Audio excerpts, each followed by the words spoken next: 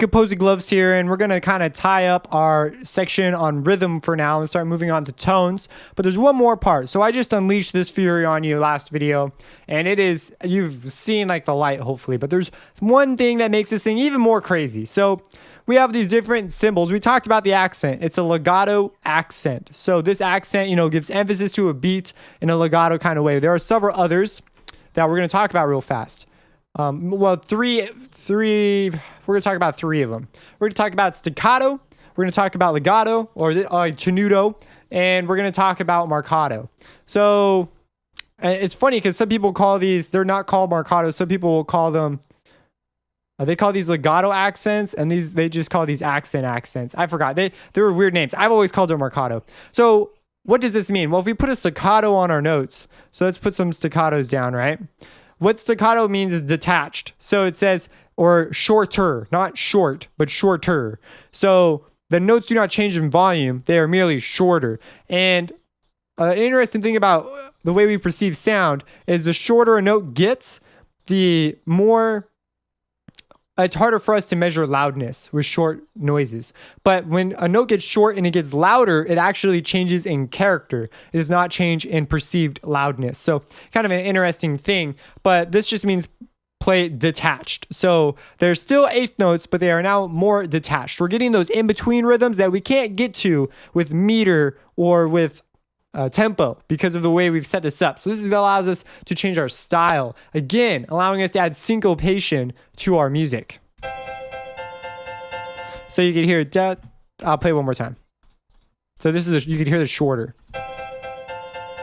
That's pretty cool. That's a cool option we have available to ourselves. We're beginning to create more rhythmically advanced lines. We can draw emphasis away into particular beats. Now we have this one, it's called tenuto, or legato. And what tenutos allow you to do is tenutos allow, they say play it out long, very connected.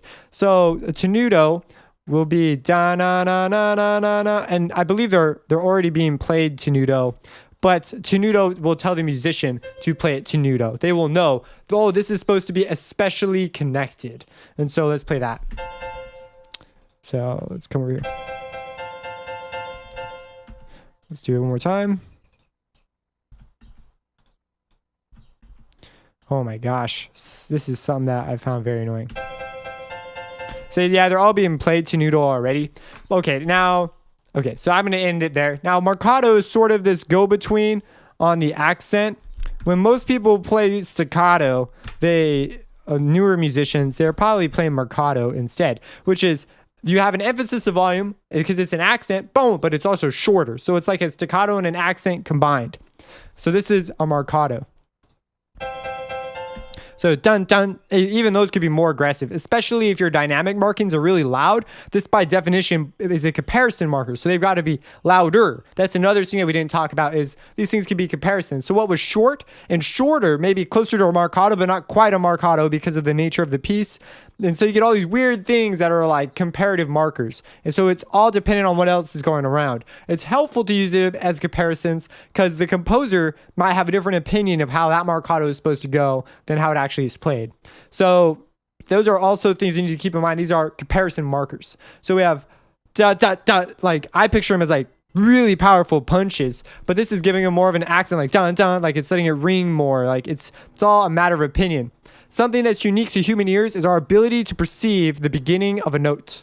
So the reason a flute can sound so specifically like a flute and another flute can sound like a flute but sound so different is in the attack of the flute. The little section at the very beginning of the note where the note comes in is we are very good at being very specific about how that should sound. And so it's very interesting because it's like a burst of noise, but a really specific burst of noise. And then it reaches something called a periodic oscillation. Go watch my Sound Synth Basics if you're interested in that. But this gives us stylistic markings telling musicians how to behave, how to do those things. So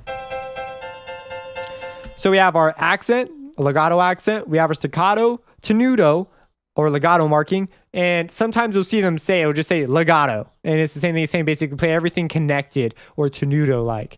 And then we have the Marcado. Now, each one of these, again, the people have different opinions. Everyone will agree to a general definition of what they mean. Like this one's like shorter and accented, but it's still got the correct note length.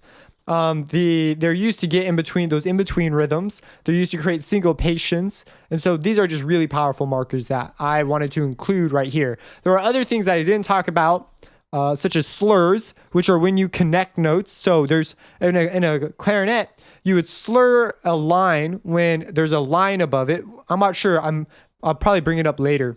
But like I would not tongue those new notes. I would not separate them with my tongue. I wouldn't go do do do do do. I would go do. So you hear when you're singing, you just go ooh. And if I wanted to break them up, I'd go do do do do do. So that's the difference between them. One's a slur and one's not. And we could have do do do do do, which is closer to a staccato.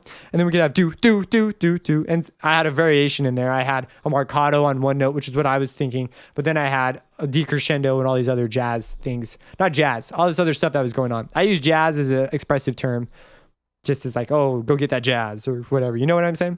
So if you have any questions, let me know. Subscribe. And have a blessed day.